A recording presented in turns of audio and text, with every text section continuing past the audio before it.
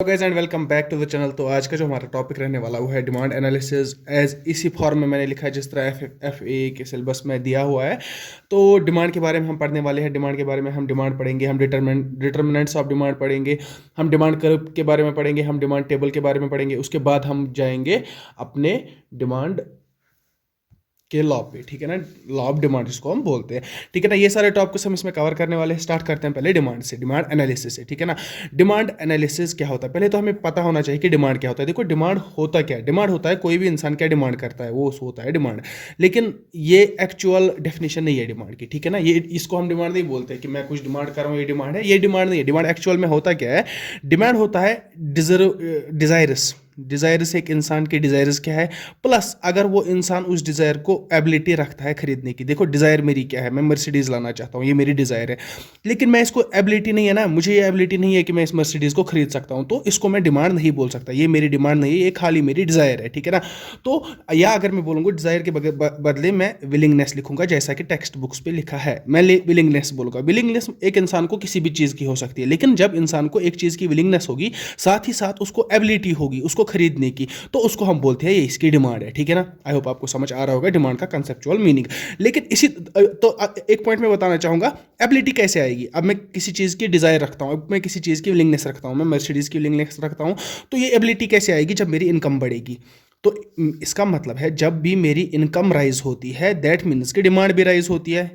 पिछले लेक्चर्स में तो मैं बता रहा था, आज मैंने आपको इसका प्रूफ दिया। और डिमांड ज़्यादा होने की वजह से इन्फ्लेशन होता है, ये हमें पता है, ये हमें इसमें पढ़ना नहीं है, मैं बस बता रहा हूँ होता क्या है, चीज़ें कैसे चलती है, ठीक है। डिमांड का मतलब तो आपको समझ आ गया है, लेकिन आपको अब तो डिमांड के टाइप्स है। डिमांड के टाइप्स की अगर मैं बात करूँ, डिमांड के टू टाइप्स है, एक तो है इंडिविजुअल डिमांड, दूसरा है मार्केट डिमांड। फर्क क्या है इन दोनों में। इंडिविजुअल डिमांड वो डिमांड जो एक पर्सन ऑन इंडिविजुअल लेवल पे होती है, एक पर्सन क्या डिमांड करता है उसको हम बोलते हैं इंडिविजुअल डिमांड। और मार्केट डिमांड क्या होता है, मार्केट डिमांड सर वो डिमांड जो एक से ज़्यादा पर्सनस करे, जो ऑल पर्सनस, जितने भी पर्सनस एक मार्केट में हैं जो वो डिमांड करेंगे, एक पॉपुलेशन जब डिमांड करेंगे उसको वो बनाती है हमारी मार्केट डिमांड। और इंडिविजुअल डिमांड खाली मैं अगर डिमांड कर रहा हूँ उसको हम बोलते हैं इंडिविजुअल डिमांड। अब हम पढ़ेंगे डिटरमिनेंट्स ऑफ डिमांड की, डिमांड बनती कैसे है, ठीक है ना, डिमांड को किससे क्या फर्क पड़ता है, डिटरमिनेंट्स पढ़ेंगे हम। डिटरमिनेंट्स में अगर मैं बात करूंगा ना, पहली बात है प्राइस, ठीक है ना। पहला डिटरमिनेंट है डिमांड का, उसको हम बोलते हैं price of the given commodity. Price of commodity मैं लिखूंगा इधर पे, प्राइस ऑफ कमोडिटी ये क्या चीज़ है, इससे क्या होता है। देखो मैं अगर बात एक बताऊं आपको, किसी एक चीज़ की प्राइस बढ़ रही है, किसी भी एक चीज़ की प्राइस अगर बढ़ रही है, प्राइस इंक्रीज हो रही है, तो उसकी डिमांड क्या होगी। आप सीधी सी बात एग्जांपल ले लो एक रोटी की, हम रोटी लाने जाते हैं, अगर रोटी 5 रुपये में हमें मिलती है, उसकी प्राइस बढ़ के 20 रुपये हो गई पर रोटी, तो हम डिमांड तो नहीं करेंगे, नहीं हम उसकी डिमांड कम करेंगे। तो मैं बताऊंगा प्राइस ज़्यादा होने की वजह से डिमांड कम होती है, ये यूनिवर्सल लॉ है, प्राइस ज़्यादा होने की वजह से डिमांड कम होती है। तो इसको हम ये है इनवर्स रिलेशन। क्या है ये बातें आपको याद रखनी है, ये है इनवर्स रिलेशन। इनवर्स रिलेशन का मतलब क्या है, जब भी एक चीज़ की, एक कमोडिटी की प्राइस जब इंक्रीज होती है इसकी डिमांड कम हो जाती है। ये तो कॉमन सेंस भी है, यूनिवर्सल लॉ भी है। तो यह है हमारा पहला डिटरमिनेंट की डिमांड कैसे बनती है। तो जब भी प्राइस ज़्यादा होगी डिमांड कम होगी, ये पहला डिटरमिनेंट है। दूसरा डिटरमिनेंट है price of related goods. Price of related goods वो क्या है प्राइस ऑफ रिलेटेड गुड्स, पहले मैं आपको समझाना चाहूंगा कि रिलेटेड गुड्स होते क्या है। देखो रिलेटेड गुड्स दो तरीके के होते हैं, एक तो होते हैं सब्स्टिट्यूट, दूसरे होते हैं कॉम्प्लीमेंट्री। आप ये हैंड राइटिंग की जिस तरह मैं बोल रहा हूँ आप इसकी टेंशन नहीं लीजिए, क्योंकि मैं पीडीएफ आपको फिर भी प्रोवाइड कर रहा हूँ जहाँ पे चीज़ें बिल्कुल साफ तरीके में लिखी हुई है, ठीक है ना। या अगर आप इसी तरह भी नोट्स बनाना चाहते हैं तो आप मेरी वॉइस पे ज़्यादा फोकस कीजिए, मेरी स्पेलिंग और लिखने पे नहीं, क्योंकि इस एबीपी में तो तेज़ ही लिख रहा हूँ। प्राइस ऑफ रिलेटेड गुड्स से डिमांड पे क्या फर्क पड़ता है, मैंने बताया रिलेटेड गुड्स जो है ना, रिलेटेड गुड्स होते क्या, मैं आपको इस तरह से समझाऊंगा कि ये दो तरीके के होते हैं, एक तो सब्स्टिट्यूट गुड्स, एक तो होते हैं कॉम्प्लीमेंट्री गुड्स। सब्स्टिट्यूट गुड्स मतलब क्या है, मीट एंड चिकन मैं लूँगा, या टी एंड कॉफ़ी। इसका मतलब क्या है कि अगर मीट का प्राइस इंक्रीज हो रहा है, फॉर एग्जांपल अगर मीट का प्राइस इंक्रीज हो रहा है, मैं क्या करूंगा, मीट का प्राइस जब इंक्रीज होगा मैं मीट खाना बंद करूंगा, मैं चिकन खाना स्टार्ट करूंगा, ठीक है ना। एग्जांपल चिकन खाना स्टार्ट करूंगा, क्यों मैं चिकन खाना क्यों स्टार्ट करूंगा, क्योंकि इसका प्राइस ज़्यादा हो रहा है। तो लेकिन इसके सब्स्टिट्यूट गुड का डिमांड क्या हो गया, ये समझ लेना। एक सबस्टिट्यूट रिलेटेड गुड्स मैंने मैं बात की, सबस्टिट्यूट गुड्स की। सबस्टिट्यूट गुड्स में मैंने बात की, सबस्टिट्यूट गुड्स दो होते हैं या दो से ज़्यादा हो सकते हैं। मैं भी एग्जांपल ले रहा हूँ मीट एंड चिकन, या मैं ले रहा हूँ टी एंड कॉफ़ी। अगर एग्जांपल टी की प्राइस ज़्यादा हो गई, अब टी की प्राइस ज़्यादा हो गई, लोग क्या करेंगे, लोग शिफ्ट हो जाएंगे कॉफ़ी पीने पे। क्यों? क्योंकि टी की प्राइस ज़्यादा हो गई। कॉफ़ी को तो मैंने नहीं बोला कि कॉफ़ी की प्राइस ज़्यादा हो गई, कम हो गई। कॉफ़ी की एज इट इज़ है, जो प्राइस कॉफी की है वही की है। लेकिन यहाँ से टी की प्राइस जब ज़्यादा हो गई तो उसके रिलेटेड जो सबस्टिट्यूट गुड्स है या रिलेटेड गुड जो इसका है, उसकी डिमांड क्या हो गई, इसकी डिमांड ज़्यादा हो गई। मतलब कि प्राइस ज़्यादा होने से रिलेटेड गुड्स की डिमांड, RD लिखूंगा मैं, रिलेटेड गुड्स की डिमांड भी ज़्यादा होती है। ये है डायरेक्ट रिलेशन, ठीक है। यही आपको याद रखना है, डायरेक्ट रिलेशन कब है और इनडायरेक्ट कब है। तो रिलेटेड गुड्स में मैंने समझा कि जो सबस्टिट्यूट गुड्स होते हैं, अगर एक की डिमांड ज़्यादा होती है तो एक की प्राइस ज़्यादा होती है, सॉरी, अगर एक की प्राइस ज्यादा होती है तो फिर दूसरे लोग शिफ्ट हो जाएंगे दूसरे पे, तो दूसरे रिलेटेड गुड जो होगा उसकी डिमांड ज्यादा हो जाएगी। इसी तरह टी की प्राइस अगर ज्यादा हो जाएगी तो कॉफी की डिमांड ज्यादा हो जाएगी, ठीक है ना। ये आप समझ रहे होंगे। तो इससे मुझे क्या समझ आ गया कि प्राइस ज्यादा होने की वजह से रिलेटेड गुड्स की जो डिमांड है वो भी ज्यादा हो गई, तो डायरेक्ट रिलेशन आगे आपको समझ। इस तरह है कॉम्प्लीमेंट्री गुड्स। कॉम्प्लीमेंट्री गुड्स कौन से होते हैं? कॉम्प्लीमेंट्री गुड्स जो वो गुड्स होते हैं जो एक दूसरे के बगैर नहीं हम यूज कर सकते, ठीक है। लाइक अगर मैं बात करूंगा पेन एंड कॉपी की, पेन एंड कॉपी की मैं बात करूंगा। अभी इधर मैं बोलूंगा आपको एक बात, अगर मेरे पेन की कॉपी सॉरी, अगर मेरे पेन की प्राइस इंक्रीज हो गई, पेन की प्राइस इंक्रीज हो गई, तो मैं कॉपी की डिमांड क्या होगा, कॉपी की डिमांड कम होगी। डिमांड ऑफ कॉपी क्या हो जाएगी, कम हो जाएगी। क्यों कम हो जाएगी सर? प्राइस जब पेन की ज्यादा हो रही है तो कॉपी का मैं करूंगा क्या, कॉपी की डिमांड भी इसी तरह डायरेक्टली कम होगी। या अगर मैं फ्यूल की बात करूंगा, fuel and car, two complementary goods है। कंप्लीमेंट्री गुड्स क्या है, जो हम दोनों एक साथ यूज कर सकते हैं, अलग अलग यूज हम नहीं कर सकते। अगर मान के चलो फ्यूल की प्राइस इंक्रीज हो रही है तो कार की डिमांड क्या होगी, कार की डिमांड क्या होगी सर? कार की डिमांड कम होगी, क्योंकि कार खरीदना लोग कम पसंद करेंगे क्योंकि फ्यूल की डिमांड ज्यादा हो रही है। मान के चलो 300 रुपये फ्यूल पर लीटर पड़ता है। एक एक एक पॉपुलेशन है, आई एम सॉरी इधर पे आपको नहीं दिख रहा होगा, एक पॉपुलेशन इधर पे है। एक पॉपुलेशन में अपर क्लास है जिनको कोई फर्क ही नहीं पड़ता, इसे इन सब चीज़ों से इनको कोई फर्क नहीं पड़ता है। मैं इंडिविजुअल एवरेज लेवल पे ये सब सारी बातें आपको बता रहा हूँ। मान के चलो मैं कंप्लीमेंट्री गुड्स की बात कर रहा हूँ। कंप्लीमेंट्री गुड्स में क्या मैंने बोला, ए एंड बी दो कंप्लीमेंट्री गुड्स है जो एक दूसरे के बगैर हम यूज नहीं कर सकते। लाइक फ्यूल एंड कार है, फ्यूल एंड कार है। कार फ्यूल के बगैर चलेगी नहीं, फ्यूल कार के बगैर किसी काम का है नहीं। अब क्या होता है, फ्यूल की प्राइस इंक्रीज हो जाती है। फ्यूल की प्राइस इंक्रीज होने की वजह से कार की डिमांड कम होगी। कार की डिमांड क्यों कम होगी सर? क्योंकि कार किसी काम का नहीं है ना। जब मेरा फ्यूल ज्यादा हो रहा है तो इधर पे क्या हो रहा है, इनवर्स रिलेशन हो रही है, इनवर्स रिलेशन देखने को हमें मिलती है। तो हमने समझा कि प्राइस ऑफ रिलेटेड गुड्स में से जो सबस्टिट्यूट गुड्स है उधर पे हमने डायरेक्ट रिलेशन देखी, और अगर हम कंप्लीमेंट्री गुड्स की बात करेंगे उधर पे हमने इनवर्स रिलेशन देखी। तो आपको समझ आना चाहिए कि प्राइस ऑफ रिलेटेड गुड्स में दोनों रिलेशंस काम आती है। एक तो आती है हमारी डायरेक्ट रिलेशन, दूसरी आती है इनडायरेक्ट रिलेशन। डायरेक्ट रिलेशन कब आती है सर? सबस्टिट्यूट गुड्स की हम बात जब करेंगे और कंप्लीमेंट्री गुड्स की हम बात करेंगे तो उधर पे हमारी इनवर्स रिलेशन अप्लाई होती है। So moving on to the third determinant, जो क्या है हमारा इनकम ऑफ ए कंज्यूमर, ठीक है ना। Income of a consumer, income of a consumer मैंने जस्ट पहले ही आपको बोला, ये तो डिटरमिनेंट मैंने पहले ही मैंने बोला कि अगर इनकम ज़्यादा हो रही है, इनकम जब यूजुअली ज़्यादा हो रही है तो हमें क्या देखने को मिल रहा है कि डिमांड ज़्यादा हो रही है, डिमांड ज़्यादा हो रही है, ठीक है ना। इनकम ज़्यादा हो रही है, डिमांड ज़्यादा हो रही है। इनकम कम हो रही है तो डिमांड भी कम होगी, ये तो हमने पहले ही समझा, ठीक है ना। अब इसको थोड़ा सा मैं और एक्सप्लेन करूंगा। देखो इनकम ऑफ कंज्यूमर, इसको ये तो हमने समझा, लेकिन अगर मैं फर्दर डिवाइड करूंगा ना गुड्स को, देखो किस तरह गुड्स को मैं अगर डिवाइड करूंगा, गुड्स हमें दो कैटेगरीज में डिवाइड करते हैं। एक तो होता है नॉर्मल गुड्स जो हम डेली खरीदते हैं, नॉर्मल गुड्स जो हम डेली खरीदते हैं। दूसरे होते हैं इन्फीरियर गुड्स, इन्फीरियर गुड्स, और इनको हम दूसरा नाम बोलते हैं चीप गुड्स। क्यों बोलते हैं? क्योंकि ये मतलब इस तरह यूज़ नहीं होते हैं, और जब हमारे पास पैसे होंगे तब हम लाएंगे, जब नहीं होंगे तो ज़रूरत भी नहीं है इनकी। अब क्या फ़र्क पड़ेगा, जो नॉर्मल गुड्स है जो हम यूज़ करते हैं, नॉर्मल गुड्स, उनको उनके साथ क्या होगा, देखो इनकम जब हमारी इंक्रीज हो जाएगी, इनकम इंक्रीज हो गई तो डिमांड क्या हो जाएगी, ये तो कॉमन सेंस है, डिमांड इंक्रीज हो जाएगी। क्यों? देखो मैं अगर नॉर्मल गुड्स की बात करूंगा, घर में मैं मीट खाता हूँ, ठीक है ना। मैं एक हफ्ते में 2 बार मीट खाता हूँ। अब क्या हो गया, जब इनकम मेरी बढ़ गई, जब इनकम बढ़ गई मेरी, तो क्या हुआ कि मैं 5 बार खाने लगा। तो ये नॉर्मल गुड है, क्योंकि इनकम ज़्यादा हो गई, डिमांड भी ज़्यादा होगी इस वजह से, ठीक है ना। अब अगर मैं बात करूंगा ना इधर पे इन्फीरियर गुड, या तो मैं चीप गुड की बात करूँगा, कोई भी चीप गुड आप ले लो। अगर इनकम ज़्यादा होती है, इनकम अगर ज़्यादा होती है तो डिमांड कम होती है, इसकी डिमांड कम होती है इसकी। क्यों? देखो चीप गुड मैं लूँगा कोई भी सब्जी आप लोग कोई भी जो कॉमनली हम लाते हैं, गरीब लोग भी खाते हैं, लाइक दाल। एग्जाम्पल, दाल मैं लूंगा एक चीप गुड़ है, नहीं चीप गुड़ मैं जस्ट असली तो ये इनकम पे डिपेंड करता है। आप मुझे बताया, अगर इलॉन मस्क है, अभी इलॉन मस्क के लिए कौन सा चीप गुड़ है और कौन सा नॉर्मल गुड़ है? कोई भी नहीं सर, उसके लिए सारे तो चीप ही गुड़ है। हमारे लिए, मैं एवरेज पीपल की बात कर रहा हूँ। अगर हम इन्फीरियर गुड़ की बात करेंगे, लाइक दाल है मेरे पास, कोई सब्जी है, अगर मेरी इनकम ज़्यादा होती है, मैं शिफ्ट हो जाता हूँ और एक्सपेंसिव चीज़ों पे, मैं शिफ्ट हो जाऊँगा मीट पे, मैं शिफ्ट हो जाऊँगा फिश पे। इसी तरह मैं अपनी जो डिमांड है वो नॉर्मल गुड्स की ज़्यादा करूँगा, लेकिन ये जो डिमांड होगी ना हमारे इन्फीरियर गुड्स की, चीप गुड्स की, इनकी डिमांड कम हो जाएगी, क्योंकि मैं फिर दाल खाना पसंद नहीं करूँगा। उस तरह तो मैं दाल खाता था जब मेरी इनकम कम थी, मैं 3 बार हफ्ते में दाल खाता था, लेकिन अब जब मेरी इंक्रीज हो गई इनकम, मैंने सब्स्टिट्यूट किया, मैंने दाल खाता ही नहीं हूँ, या तो एक ही बार खाता हूँ। मतलब क्या है इसका, कि डिमांड कम हो रही है। तो आपको ये समझ लेना चाहिए कि इनकम ऑफ कंज्यूमर से क्या होता है सर, इनकम ऑफ कंज्यूमर से डिमांड ज़्यादा, इनकम ज़्यादा होने से डिमांड ज़्यादा होती है। लेकिन अगर हम फिर बात करेंगे गुड्स की, सेपरेट गुड्स की, नॉर्मल गुड्स की, मैंने बोला कि इनकम ज़्यादा होने से डिमांड ज़्यादा होती है, तो मैं बताऊंगा इसको डायरेक्ट रिलेशन, क्योंकि एक चीज़ ज़्यादा हो रहा है, दूसरा भी ज़्यादा हो रहा है, डायरेक्ट रिलेशन।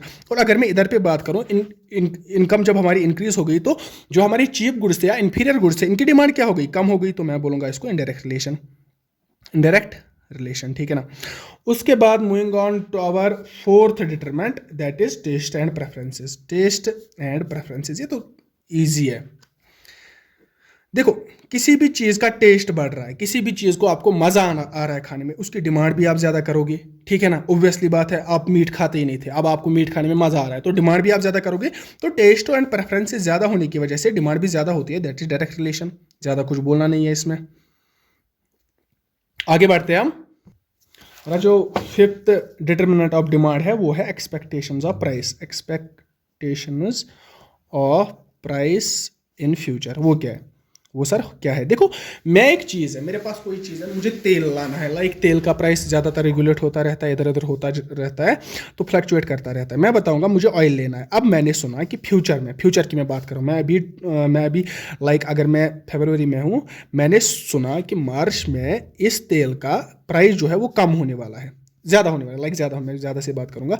अगर किसी चीज़ का प्राइस फ्यूचर में ज़्यादा होने वाला है, मुझे ये इन्फॉर्मेशन मिली है, कहीं से भी, कोई भी सोर्स से मुझे इन्फॉर्मेशन मिली कि किसी एक पर्टिकुलर चीज़ की प्राइस फ्यूचर में ज़्यादा होने वाली है, तो अभी प्रेजेंट पे इसकी डिमांड क्या होगी? आप मुझे बता सकते हैं? हाँ, डिमांड ज़्यादा होगी, क्योंकि अगर मुझे पता है अभी 3,000 रुपये का मेरा एक कैन आता है मेरे तेल का, तो अभी अगर 3,000 का आता है, तो अगले महीने में ये 3,500 का होने वाला है। मुझे ये पता चला, मेरा एक दोस्त है इस इंडस्ट्री में, उसने मुझे बोला कि 3,500 का पड़ेगा नेक्स्ट मंथ से, तो मैं आज ही डिमांड ज़्यादा करूँगा। मैं 3 केसेस लाऊंगा, मैं 6 केसेस लाऊंगा, इस तरह। या इसी हिसाब से आप समझ सकते हैं कि जो एक्सपेक्टेशंस है ना, प्राइस का क्या होने वाला। अगर मुझे पता चल रहा है कि फ्यूचर में किसी एक चीज़ का प्राइस ज़्यादा हो रहा है, तो आज प्रेजेंट पे मैं क्या करूँगा, डिमांड उसकी ज़्यादा करूँगा। तो डायरेक्ट रिलेशन देखने को मिल रहा है कि प्राइस अगर फ्यूचर में, प्राइस की मैं बात कर रहा हूँ फ्यूचर में, याद रखने का, ध्यान रखिए इस बात पे। प्राइस अगर ज़्यादा हो रहा है, कब? फ्यूचर में प्राइस ज़्यादा होने वाला है, तो मैं डिमांड क्या करूँगा, डिमांड भी ज़्यादा होगी, ठीक है ना। तो इसको हम बोलते हैं डायरेक्ट रिलेशन। आ रहा है समझ आपको? ठीक है। तो ये थी हमारी इंडिविजुअल लेवल पे जो डिमांड्स डिटर्मिनेंट्स है ना डिमांड के। देखो, इंडिविजुअल लेवल पे मतलब क्या है, मैंने सारी जो अभी तक आपको ये पढ़ाई, like price of given commodity है, या प्राइस ऑफ रिलेटेड गुड्स है, या income of consumer, taste and preferences, या एक्सपेक्टेंसी, जैसे मैंने इंडिविजुअल लेवल पे पढ़ाई, ठीक है ना। इस पे मार्केट पे भी असर पड़ता है, लेकिन अभी आप रुके, मैं आपको वो चीज़ें लास्ट में समझाऊंगा, ठीक है ना। अभी हम पढ़ेंगे determinants of market demand, determinants of market demand. अब ये इंडिविजुअल डिमांड थी, अब मैं मार्केट, जब बहुत सारे लोग होंगे तब डिमांड किस तरह से डिटरमाइन होती है। पहला ही जो हमारा इसमें वो है साइज ऑफ द पॉपुलेशन, ठीक है ना। साइज ऑफ द पॉपुलेशन, ये कॉमन सेंस वाली बातें हैं, ठीक है ना। साइज ऑफ द पॉपुलेशन से क्या होगा, पॉपुलेशन ज़्यादा हो रही है, डिमांड कम होगी कि ज़्यादा होगी? सर ज़्यादा होगी, क्योंकि जितने ज़्यादा लोग आ रहे हैं पॉपुलेशन में, उतनी ज़्यादा डिमांड करेंगे लोग, उतने ज़्यादा लोग आएंगे डिमांड करने, तो हमें मिला डायरेक्ट रिलेशन। ज़्यादा कुछ पढ़ना नहीं है इसमें। दूसरा, अगर हम बात करेंगे determinant of demand in market की, अगर हम बात करेंगे मार्केट, मतलब जहां मैं बहुत लोगों की बात कर रहा हूं, वो है, एक तो मैंने बताया पहला साइज ऑफ द पॉपुलेशन, दूसरा है हमारा season and weather. Season and weather, इससे सर क्या फर्क पड़ता है? मैंने बताया कि अगर कोई सीजन आ रहा है, मैं अब इधर पे इंक्रीज डिक्रीज तो मैं नहीं दिखा सकता, मैं बता रहा हूँ कि अगर कोई सीजन आ रहा है, सीजन कोई आ रहा है, लाइक विंटर आ रहा है, तो सीजन आ रहा है, तो मैं क्या करूंगा, गर्म कपड़े लाने मेरे, तो डिमांड क्या होगी, जो कमोडिटी होगी ना, जो गुड्स होंगे हमारी, उनकी डिमांड क्या होगी, ज़्यादा हो जाएगी, ठीक है ना। सीजन आ रहा है, डिमांड ज़्यादा होगी। अब सीजन जा रहा है, अब मैं अभी विंटर में हूँ, अब समर्स आएंगे, ठीक है ना, तो डिमांड क्या होगी, गर्म कपड़ों की डिमांड कम होगी। तो इससे हमें क्या पता चलता है कि सीजन आने की वजह से, सीजन जो आ रहा है उसकी वजह से डिमांड ज़्यादा हो रही है उस एक पर्टिकुलर चीज़ की जो उसमें ज़रूरत लगेंगे। लाइक अभी विंटर था, तो अभी जब हम समर में आएंगे, अभी हमारा विंटर चल रहा है, ठीक है, अभी हम समर में आएंगे। अभी अगर मैं बताऊंगा आपको ब्लोवर्स की एग्जांपल लूंगा, इलेक्ट्रिक ब्लैंकेट्स की बात मैं करूंगा, उनकी डिमांड क्या होगी, सीजन जा रहा है तो उनकी डिमांड कम होगी। अगर सीजन आ रहा है, नेक्स्ट विंटर में सीजन आ रहा है, अभी हम अक्टूबर में है, अब हम नेक्स्ट ईयर अक्टूबर में है, हमें पता है कि विंटर आने वाला है, तो अभी क्या होगा कि डिमांड फिर क्या होगा, उस टाइम पे डिमांड ज़्यादा हो जाएगी किन चीज़ों की, ब्लोवर्स की, इलेक्ट्रिकल ब्लैंकेट्स की वगैरह। तो इस तरह आप समझ सकते हैं कि इससे भी हमें एक डायरेक्ट रिलेशन मिलता है, क्योंकि सीज़न आ रहा है तो डिमांड ज़्यादा हो रही है, सीज़न जा रहा है तो डिमांड उन पर्टिकुलर चीज़ों की जो उस सीज़न में काम आएंगी उनकी डिमांड भी कम होती है। And it flows in the same way. तो दो हमने पढ़े डिटरमिनेंट्स ऑफ मार्केट डिमांड। तीसरा हम पढ़ेंगे distribution of income. Distribution of income, sir ये क्या चीज़ है, ठीक है ना। डिस्ट्रीब्यूशन ऑफ इनकम में मैं बताऊंगा, अगर हमारे पास नेशनल इनकम है, नेशनल इनकम हमें ये मतलब डिस्ट्रीब्यूशन किया जाता है, हर एक जो पॉपुलेशन है, हर एक इंडिविजुअल को बराबर बराबर मिल रहा है नेशनल इनकम में से हिस्सा। तो वो क्या करेगा, जितना ये डिमांड करेगा उतना ये भी करेगा, उतना ये भी करेगा, उतना ये भी करेगा। मतलब अगर हमारे पास इक्वल डिस्ट्रीब्यूशन होगी, अगर हमारे पास इक्वल डिस्ट्रीब्यूशन होगी इनकम की, तो उससे डिमांड ज़्यादा होगी, उससे डिमांड ज़्यादा होगी, क्योंकि हर एक के पास पैसे होंगे डिमांड करने के लिए। लेकिन अगर हम इसी नेशनल इनकम की बात करेंगे, डिस्ट्रीब्यूशन अनइक्वल है, अनइक्वल है, ये याद रखिएगा। अनइक्वल डिस्ट्रीब्यूशन के पे क्या होगा, अगर मेरे पास यही 4 बंदे फिर से है, इन 2 के पास डिमांड करने के लिए है लेकिन इनके पास नहीं है, मतलब मेरा क्या है कि डिमांड कम हो रही है।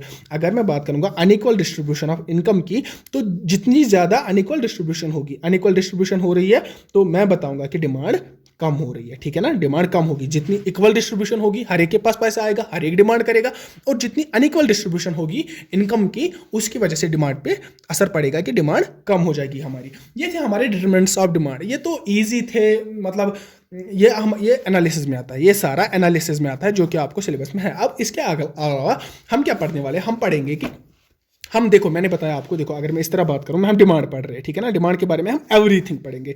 डिमांड के बारे में मैंने आपको जो भी कोई चीज़ हमें प्रेजेंट करना होता है ना, मैं अगर आपको कोई लेक्चर दे रहा हूँ, प्रेजेंट कर रहा हूँ, तो इसका बेटर वे होता है पहले टेक्सचुअल फॉर्म में रिप्रेजेंट करना, उसके बाद टेबुलर फॉर्म में रिप्रेजेंट करना, और उसके बाद ग्राफिकल फॉर्म में रिप्रेजेंट करना। यही मैं कर रहा हूँ। टेक्सचुअल फॉर्म में मैंने आपको समझाया, अब यही चीज़ें मैं आपको टेबुलर फॉर्म में समझाऊंगा, और वही चीज़ें मैं आपको ग्राफिकल फॉर्म में समझाऊंगा। अगर आपको टेक्सचुअल फॉर्म में समझ नहीं आएगा तो आपको ये दोनों भी समझ नहीं आएंगे, अगर आपको टेबुलर फॉर्म में समझ नहीं आएगा तो ये भी समझ नहीं आएगा। मतलब आपको तीनों चीजें समझनी है। मैं यही डिमांड की बात करूंगा इन टेबुलर फॉर्म, इन ग्राफिकल फॉर्म, ठीक है ना। स्टार्ट करते हैं हम अपने टेबुलर फॉर्म से। मैं डिमांड को समझाऊंगा आपको टेबुलर फॉर्म में। वो क्या होता है सर, ये आपको नई टर्म्स देखने को मिल रही होंगी। ये सारा टेक्स्ट बुक है। अगर आप क्लास 11th की chapter 4, I don't properly remember, I guess chapter 4 class 11th economics में है, उसमें आपको ये देखने को मिलेगा। देखो, अब मैं बात करूंगा डिमांड की, लेकिन टेबुलर फॉर्म में। वो क्या है सर, डिमांड की अगर मैं बात करूं, मैं एक टेबल बनाऊंगा, टेबल की फॉर्म में आपको डिमांड समझाने की कोशिश करूंगा। मैंने अभी आपको बताया डिमांड 2 तरीके की होती है, एक तो इंडिविजुअल डिमांड होती है और दूसरी होती है मार्केट डिमांड। दोनों तरीके में समझाऊंगा मार्केट डिमांड, ठीक है ना। कैसे होता है ये देखो, अगर मैं बात कर रहा हूं प्राइस की, ठीक है ना, अगर मैं किसी चीज़ के प्राइस की बात कर रहा हूँ और डिमांड की बात कर रहा हूँ, प्राइस और डिमांड में क्या रिलेशन है, मैंने क्या देखा कि प्राइस ज़्यादा होने की वजह से डिमांड कम होती है। ये मैंने समझा, प्राइस ज़्यादा होने की वजह से डिमांड हमारी कम होती है। तो अगर मैं इंडिविजुअल लेवल पे इसी एक फार्मूला की बात करूँगा, मैं बताऊँगा अगर हमारा प्राइस अभी 1 2 3 4 5 है, ठीक है ना, तो इससे डिमांड क्या होगा, प्राइस कम है, इधर पे प्राइस ज़्यादा है, डिमांड ज़्यादा होगी, तो प्राइस कम है, डिमांड ज़्यादा होगी। मैं लिखूँगा 5 4 3 2 1। क्यों, ये आपको अभी मैंने आपको ये समझाया, प्राइस कम है, डिमांड ज्यादा होगी। प्राइस ज्यादा है, 5 है, डिमांड क्या हो रही है, कम, तो प्राइस ज्यादा है तो डिमांड कम होगी। ये आप ये याद रखिए। तो मैंने यही आपको इधर पे दिखाया। ये होता है हमारा टेबुलर फॉर्म। अगर इसी को मैं मार्केट में दिखाऊं, मार्केट डिमांड की अगर मैं बात करूंगा, मार्केट डिमांड शेड्यूल इसको हम बोलते हैं, उधर पे क्या होगा, प्राइस सेम ही है ना, 1 2 3 4 5 में प्राइस लिखूंगा। लेकिन मार्केट में मैंने आपको बोला इंडिविजुअल्स कितने लेने हैं, हमें इंडिविजुअल्स एक से ज्यादा लेनी है। मैं बताऊंगा डिमांड एक इंडिविजुअल की, डिमांड दूसरे इंडिविजुअल की। अगर आप पूरा ये एक मतलब अच्छी तरीके से लिखना चाहेंगे ना, इसको हम बोलते हैं quantity demanded by one X, sorry, quantity demand by X, quantity demanded by Y. X और वाई क्या है, दो पर्सन है, एक पॉपुलेशन में दो पर्सन है, क्योंकि मुझे मार्केट डिमांड पढ़ना है। मार्केट डिमांड में मैंने आपको क्या बताया कि दो, एक से ज्यादा ही हम इंडिविजुअल्स लेते हैं। इंडिविजुअल डिमांड आपने समझा, मार्केट डिमांड भी सेम ही है। लेकिन इधर पे क्या होगा, इधर पे मैं बताऊंगा, एक तो बंदा है, ये जो मेरा पहला बंदा है वो मैं यही लूंगा कि 5 4 3 2 1, ठीक है ना। जब प्राइस 5 हो रहा है तो डिमांड 1 हो रही है। जब प्राइस, इसका मतलब क्या है कि प्राइस ज्यादा हो रहा है मतलब डिमांड कम हो रही है। सेम रूल इधर पे भी अप्लाई हो रहा है। लेकिन अगर मैं दूसरे की बात करूंगा, इसको भी यही होगा, ये भी डिमांड कम करेगा, प्राइस कम होने की वजह से ये डिमांड ज्यादा करेगा। लाइक ये 6 5 4 3 2 इस तरह की डिमांड करेगा। डिमांड तो ये भी कम कर रहा है। अब मैं एग्जैक्टली तो यही नहीं दिखाऊंगा ना कि इस ये भी 5 डिमांड कर रहा है, प्राइस कम होने की वजह से ये 5 डिमांड कर रहा है, अब ये भी 5 डिमांड कर रहा है। जरूरी नहीं है ना, जरूरी हो भी सकता है, हो भी नहीं सकता, इसलिए मैंने वैल्यूज थोड़े वेरी किए। लेकिन ये याद रखना कि प्राइस कम हो रहा है, प्राइस अगर कम, प्राइस जितना ज्यादा हो रहा है 1 2 3 4 5 ज्यादा प्राइस हो रहा है मतलब डिमांड कम हो रही है। 5 4 3 2 1 डिमांड फिर से कम हो रही है 6 5। लेकिन ये दो इंडिविजुअल्स की मैं बात कर रहा हूं, आई होप आपको समझ आ रहा होगा। अगर मैं अब मार्केट डिमांड इधर पे लिखूंगा, मार्केट डिमांड की अगर मैं बात करूंगा, मैं बोलूंगा प्राइस 1 पे हमने डिमांड कितनी मिली, हमें इधर पे डिमांड मिली 11, क्योंकि 6 + 5 = 11। फिर हमें 9 डिमांड मिलेगी, फिर आएंगे इसी तरह 4 3 7, इसी तरह 5, इसी तरह 2 and 3। तो मैंने समझा कि जितना ज़्यादा हमारा प्राइस हो रहा है उतनी हमारी डिमांड कम हो रही है। तो ये था हमारा टेबुलर फॉर्म, ये था हमारा टेबुलर फॉर्म डिमांड। अब हम समझेंगे कि डिमांड कर्व क्या होता है, ठीक है ना। अभी हम समझेंगे डिमांड कर्व में, ये मोस्ट इंपॉर्टेंट है, ठीक है ना। डिमांड कर्व, डिमांड कर्व क्या होता है। अब मैं यही टेबल को इस्तेमाल करूंगा एक कर्व बनाने के लिए, एक ग्राफिकल रिप्रेजेंटेशन आपको दिखाने के लिए, तो उसी का हम बोलेंगे डिमांड कर्व। अब डिमांड कर्व क्या होता है, फिर से हम वही बात करेंगे, प्राइस ज्यादा हो रहा है, प्राइस ज्यादा हो रहा है तो मतलब क्या, डिमांड कम हो रही है। ये तो यूनिवर्सल ट्रूथ है ना अबाउट डिमांड, ठीक है ना। अब मैं ग्राफिकल रिप्रेजेंटेशन की अगर मैं बात करूंगा, मैं इधर पे लिखूंगा प्राइस, ये हमारी है वाई एक्सिस, इधर पे हमारी है एक्स एक्सिस, ठीक है ना। इधर पे मैं दिखाऊंगा आपको प्राइस, इधर पे मैं आपको दिखाऊंगा क्वांटिटी डिमांडेड, ठीक है ना। प्राइस में दिखाऊंगा 1 2 3 4 5, ठीक है ना, 1 2 3 4 5। इधर पे मैंने प्राइस दिखा रहा हूँ एक कमोडिटी की। इधर पे मैं उसके साथ दिखाऊंगा हमारी डिमांड, क्वांटिटी डिमांड कितनी हो गई, लाइक 1 2 3 4 and 5, ठीक है ना, 1 2 3 4 and 5। अब अगर मैं इंडिविजुअल डिमांड देखूंगा, इंडिविजुअल डिमांड अगर आप वो टेबल अगर आपके पास, आप जब ये पढ़ेंगे, आप एक टेबल, ये सामने जो मैंने इधर पे टेबल दिखाया इंडिविजुअल डिमांड का टेबल, ये आपको याद होना चाहिए 1 2 3 4 5 और डिमांड 5 4 3 2 1, क्योंकि इस फार्मूला से हमें निकलता है। अगर मैं इसी को ग्राफ से डिनोट करूंगा, प्राइस जब 1 थी, हमारी प्राइस जब 1 थी, किस में, इंडिविजुअल डिमांड पढ़ा रहा हूं मैं भी, इंडिविजुअल डिमांड करो भी आप इसको बोल सकते हैं। इंडिविजुअल डिमांड करो में जब मेरी प्राइस 1 थी, 1 मतलब कम प्राइस थी, तो हमारी क्वांटिटी कितनी थी, हमारी क्वांटिटी थी सर 5, लोग डिमांड कर रहे थे 5, ठीक है ना। लेकिन जब मेरी प्राइस थोड़ी सी इंक्रीज हो गई, अब प्राइस 2 हो गई, तो क्वांटिटी डिमांडेड कितनी थी, 4, यही थी कि नहीं, हाँ सर यही थी। मैं इधर पे आपको दिखाना चाहूंगा, इधर पे एक पॉइंट आएगा, क्योंकि 4 प्राइस इधर से 2 हो रहा है, इधर से क्वांटिटी कम हो रही है। अब प्राइस फिर से इंक्रीज हो रहा है और प्राइस 3 हो रहा है, प्राइस 3 हो रहा है तो इधर से क्वांटिटी भी कम हो गई, लाइक 3 पे आ गई, हमारी क्वांटिटी आ गई अब 3 पे, लाइक इस तरह 3 पे। जब क्वांटिटी हमारी जब हमारी प्राइस 4 हो गई तो हमारी क्वांटिटी 2 आ गई, ठीक है ना। और जब हमारी प्राइस 5 हो गई, हमारी क्वांटिटी लोवेस्ट हो गई जो कि है 1। तो आपने समझा कि जब प्राइस ज़्यादा हो रहा है तो क्वांटिटी कम हो रही है, प्राइस 2 हो रहा है क्वांटिटी 4 ही हो रही है। प्राइस 3 किया मैंने एक कमोडिटी का तो प्राइस उसका 3 हो रहा है, प्राइस 4 किया तो क्वांटिटी डिमांडेड भी कम हो जाएगा, जो कि हमारा आता है 4 पे हमारा आता है 2, तो 5 पे आता है हमारा 1। तो आपने फिर से समझा कि प्राइस ज़्यादा होने की वजह से डिमांड कम होती है कि नहीं, हाँ होती है सर। तो अगर मैं इसको एक ग्राफिकल रिप्रेजेंटेशन में दिखाऊं, मैं इधर से इस तरह ग्राफ डालूंगा, इस तरह स्ट्रेट लाइन एक बनती है इधर पे, ठीक है ना। ये हमारा ग्राफ बनेगा, इन पॉइंट्स को जोड़ने के बाद जो लाइन हमारी बनेगी वो हमारा ग्राफ बनेगी, और उसको हम बोलते क्या है, डिमांड करो। यही तो है ना हमारा डिमांड करो, कोई रॉकेट साइंस तो नहीं है ना, ये हमारा डिमांड करो है। लेकिन ये डिमांड करो मैंने आपको कब दिखाया है, जब मैं इंडिविजुअल लेवल की बात कर रहा हूँ, है ना, इंडिविजुअल पे। और इधर पे हमने क्या देखा, इधर पे हमने देखा कि जो हमारा डिमांड करो है ऑन इंडिविजुअल लेवल, वो हमारा डाउनवर्ड स्लोप कर रहा है, डाउनवर्ड स्लोपिंग, ठीक है ना। इसको हम डाउनवर्ड स्लोपिंग बोलते हैं कब, जब हमारी इंडिविजुअल डिमांड करो की बात चल रही है, ठीक है ना। दैट इज, इसका दूसरा मतलब है जब डाउनवर्ड स्लोपिंग हो रहा है ना, ये इनवर्स रिलेशन है। जैसा मैंने आपको पिछले, आप अगर नहीं पता वीडियो फिर से देखिए, इनवर्स रिलेशन दिखा रहा है हमें, ठीक है ना। इनवर्स रिलेशन क्या मतलब क्या है, प्राइस ज़्यादा हो रहा है, डिमांड कम हो रही है, यही तो है ना हमारी इनवर्स रिलेशन। और ये कौन दिखाता है, हमारा डिमांड करो। सर कौन सा डिमांड करो, सर हमारा इंडिविजुअल डिमांड करो। अगर मैं यही डिमांड करो अब मार्केट पे दिखाऊं, फिर से मैं ग्राफिक बनाऊंगा इधर, अब मैं इधर पे दिखाऊंगा आपको, मैं अब दिखाऊंगा डिमांड करूं किस पे, हमारे मार्केट पे, ठीक है ना। मार्केट पे मतलब मार्केट पे मतलब क्या है कि हमारा अभी इंडिविजुअल ज़्यादा है, ठीक है ना। अब मैं ये तो नहीं करूँगा ना, लाइक मेरा उधर पे इंडिविजुअल 1 था, इंडिविजुअल 2 था, वही बनाते थे हमारे मार्केट, वही बनाती थी हमारी मार्केट डिमांड। यहाँ पे मैंने प्राइस लिखा था 1 2 3 4 5, अगर आपको याद होगा। यहाँ पे डिमांड होगी 5 4 3 2 1, दूसरे इंडिविजुअल के पास 6 5 4 3 2, इस तरह मैंने दिखाया था।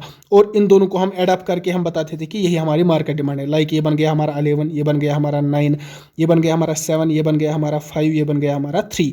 तो ये है हमारी मार्केट डिमांड और ये है हमारा प्राइस। इधर पे मैं दो ग्राफ्स प्लॉट नहीं करूंगा क्योंकि मैं इंडिविजुअल लेवल पे नहीं निकाल रहा हूँ, मैं निकाल रहा हूँ मार्केट लेवल पे। तो मैं एक तो ये वैल्यू लूंगा, दूसरा ये वैल्यू लूंगा। चलिए स्टार्ट करते हैं। मैं बनाऊंगा इधर पे ग्राफ, इधर पे जब ग्राफ बनाऊंगा मैं तो इधर पे लिखूंगा मैं 1 2 3 4 5, ठीक है ना। ये प्राइस दिखा रहा हूँ मैं एक कमोडिटी की, एक पर्टिकुलर कमोडिटी की प्राइस। यहाँ से मैं अगर इसी का ग्राफ दिखाऊं तो मैं दिखाऊंगा 1 2 से मैं स्टार्ट करूंगा। मैं क्यों करूंगा मैं बाद में बताऊंगा। 2 4 6 8, इसको मैं एक्सटेंड करूंगा क्योंकि मुझे 11 तक गिनना है। 8 10 11 एंड 12, ठीक है ना। ये है हमारा डिमांड, क्वांटिटी डिमांडेड या डिमांड जिसको हम बोलते हैं। अब मैंने क्या देखा, जब मेरी प्राइस 1 थी तो क्वांटिटी डिमांड कितनी थी, यहाँ पे इस टेबल को देखिए बोलिए। जब मेरी प्राइस 1 थी, प्राइस इधर पे है, ये प्राइस है, प्राइस इधर पे लिखा है प्राइस 1 है, क्वांटिटी डिमांडेड कितनी है, सर क्वांटिटी डिमांड है 11, ठीक है ना।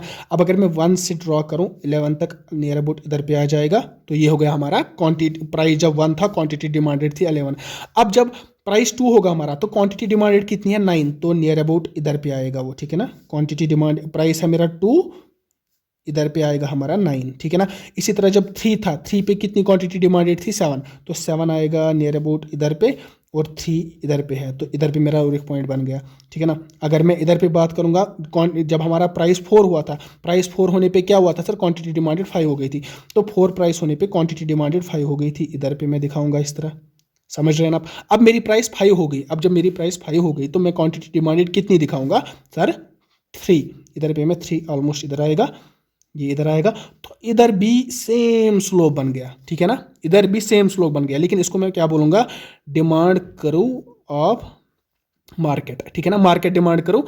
या अगर हम अब देखेंगे इंडिविजुअल डिमांड करो और मार्केट डिमांड करो, दोनों सेम है। ये भी सर क्या दिखाता है हमें, सर ये भी सर हमें डाउनवर्ड स्लोपिंग दिखा रहा है, डाउनवर्ड स्लोपिंग। जिस तरह हमारा इंडिविजुअल डिमांड करो दिखा रहा है, इसी तरह हमारा मार्केट डिमांड करो भी दिखा रहा है। दोनों हमारे दिखा रहे हैं डाउनवर्ड करो। और जब भी ग्राफ में आपको डाउनवर्ड करो दिखाएगा ना, तो चाहे आप फिजिक्स पढ़ रहे हो, आप केमिस्ट्री पढ़ रहे हो, कुछ भी पढ़ रहे हो, जब आपका डाउनवर्ड करो दिखाएगा ना, तो आप समझ लेना कि ये जो दो क्वांटिटीज़ है ना, कौन कौन सी, एक क्वांटिटी प्राइस, दूसरी क्वांटिटी डिमांड, तो ये आपस में इनवर्स रिलेशन है। मतलब अगर प्राइस ज़्यादा हो रही है, डिमांड कम हो रही है। अगर डिमांड हमारी कम हो रही है तो प्राइस ज़्यादा हो रही है। अब अगर आपको कोई बताएगा कि दो क्वांटिटीज़ है, एक क्वांटिटी ज़्यादा हो रही है और दूसरी क्वांटिटी कम हो रही है, या बताएगा एक क्वांटिटी कम हो रही है तो दूसरी क्वांटिटी ज़्यादा होगी, आप इसकी ग्राफ बनाओ। आप सीधे इस तरह लिखना और इस तरह दिखाना, यही ग्राफ है, बस हो गया खत्म, मसला खत्म। तो यह है हमारा इनवर्स रिलेशन का ग्राफ, और जो हमें दिखाता है हमारा डिमांड करो। आई होप आपको डिमांड करो समझ आ गया होगा। आपको दोनों टाइप्स, कौन कौन सी, इंडिविजुअल डिमांड करो एंड मार्केट डिमांड करो, दोनों डिमांड करो समझ आ गए होंगे। आपको टेबुलर फॉर्म समझ आ गई होगी। टेबुलर फॉर्म से मैंने किस तरह डिमांड करो बनाया, डिमांड का ग्राफ मैंने किस तरह बनाया, वो आपको समझ आ गया होगा। अगर नहीं आ गया समझ, मैं एक डिटेल वीडियो बना सकता हूँ। लाइक अगर ये 30 मिनट की वीडियो बनेगी, वो 55 मिनट्स की बनेगी, लेकिन मैं फिर से एक्सप्लेन करना चाहूँगा फिर पूरे डिटेल में। मैंने अभी आपको इस तरह दिखाया कि जिस तरह पॉसिबल वे में मैं आपको समझाना सकता था, उस तरह मैंने आपको दिखाया। लेकिन अगर आपको फिर भी ये समझ नहीं आ रहा है, क्योंकि ये लिटिल कन्फ्यूजिंग टॉपिक है, अगर नहीं समझ आ रहा है मुझे कमेंट में बताइएगा। मैं फिर से रिटेक करूँगा इस वीडियो को, मैं फिर से रिटेक करूँगा, लेकिन मुझे फिर बताइएगा कि इतना एनफ है, आपको समझ आ गया, इतना ही है सिलेबस में, इतना ही, इससे आगे तो कहीं जा ही नहीं सकते लोग।